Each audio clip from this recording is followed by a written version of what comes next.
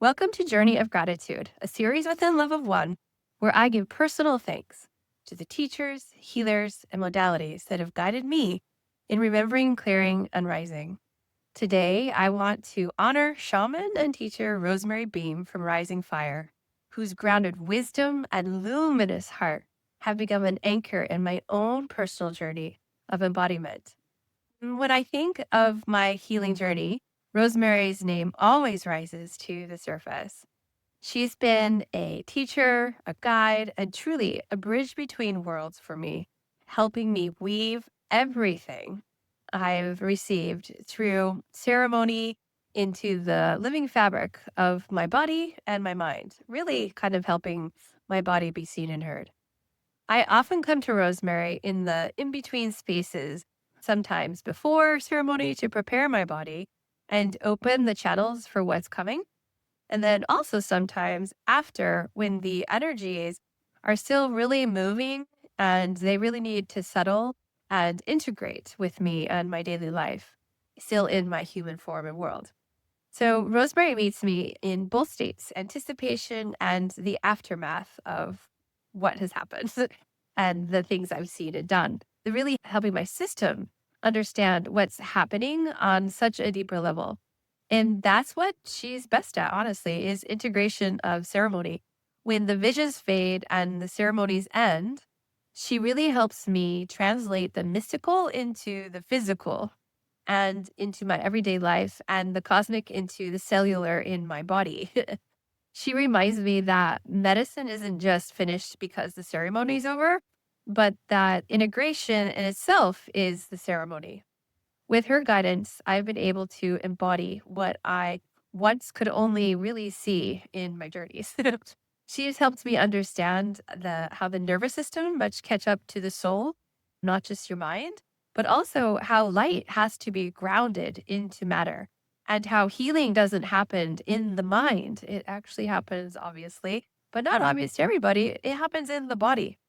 Together, Rosemary and I have also moved through ancestral and elemental healing, the places that live beneath worlds and above worlds.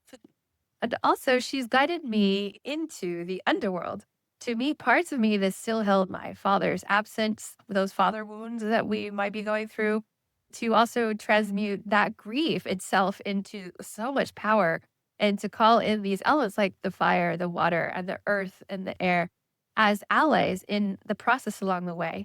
Rosemary's also helped me remember that elements are not just metaphors, that they are living teachers for all of us. So, fire, as we see behind me, burns through old stories, old things you no longer want. And water clears the emotional residue and also helps us remember.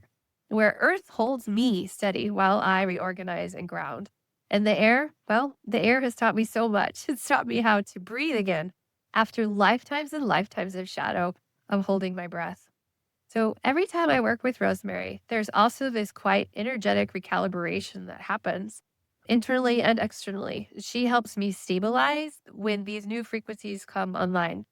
So, for example, when Sophia's heart frequency of the 13th frequency started moving through my cells, it's like she knew how to speak directly to my nervous system and say, hey, it's safe to expand now, and allowing that to happen.